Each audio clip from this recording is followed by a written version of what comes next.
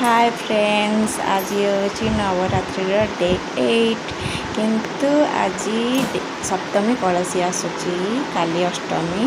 तो आज खाइबार मुझे कौन बन चलते देखा। अरुआ भात सांग को डालमा ता सहित भेंडी सिंपल भेंडी भजा।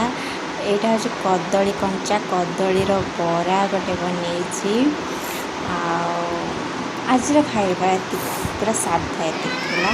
चलते खाई देखा केमी लगुच।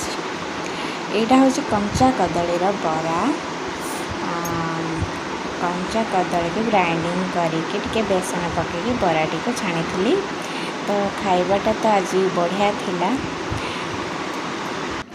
मोर वीडियोटी आपण मानक केमी लगुच लाइक करेंगे, शेयर करेंगे, सब्सक्राइब करेंगे, हाँ कमेंट करके जनइबे। बाय।